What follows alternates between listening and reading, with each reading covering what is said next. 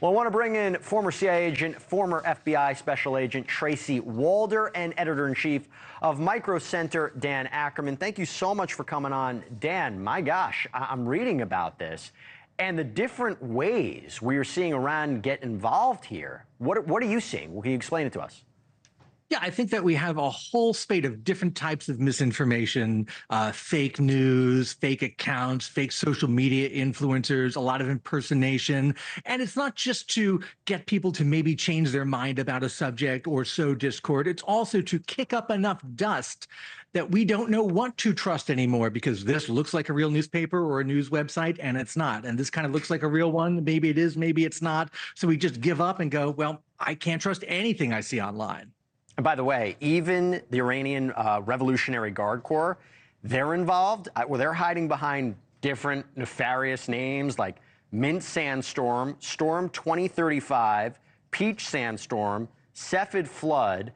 Tracy, this is really alarming because what they're doing is they know us so well. They know the issues that we fight over, and they're putting fuel on the fire, right? Right. Well, thank you for having me, Jesse. Look, the IRGC, I'm not surprised at all that they're involved in this. This is the Iranian equivalent of our CIA, basically. So IRGC is exactly who would most likely be doing this. They would be running their sort of cyber ring. And I do have to say, one of the things that other nations beat us at is at really psychological operations, which, yes, I understand that these are in a way cyber attacks, but the reality is it is messing with our hearts and our minds, right? That's ultimately what the goal of these are. And the Russians, as you mentioned before, are really the ones who, I guess, got the ball rolling on this. In fact, there was another warning about the Russians also creating particularly fake social media sites. That tends to be their niche. Back in June. And so, to Dan's point before, we really have to be vigilant. And the reality is I am concerned at some point people are just going to give up and either start believing the disinformation or stop consuming news altogether. Yeah, well, that's a whole other avenue. I mean, look, Dan, here's the thing. They might be taking a play out of the Russian playbook, but they are targeting specific demographics of people, right? They're targeting specific people because they know what's going to stir them up. And I think that's also alarming as well. And it's also different from 2016 and 2020 in that in 2024, the technology is so much more advanced. You can now use AI to generate streams of text, of photos, of video, of realistic avatars of real people that looks like it's them talking. You basically have a zero-cost, never-ending supply of all of this material. So it's so much easier to flood the digital airwaves with it. By the way, Dan, how do they track it? How do they know this was happening?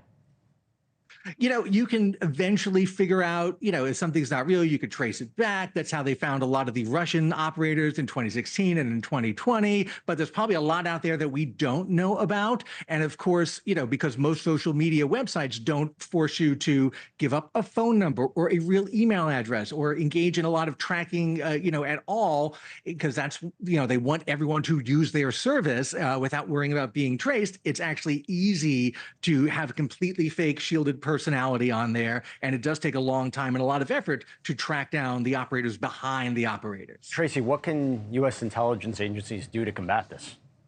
Well, to Dan's point, the reality is we simply don't have enough people to track all of this. We don't. It wouldn't be humanly possible. Yeah. But I do think some of this onus needs to be on these social media websites in terms of proving who you are, because it's going to become more and more and more difficult as the market becomes more saturated with this to stop it. So we really need stricter rules around some of these social media websites, hands down. Hey, thanks for watching. Go to joinnn.com to find NewsNation on your screen. And don't forget, click the red subscribe button below to get more of NewsNation's fact-driven, unbiased coverage.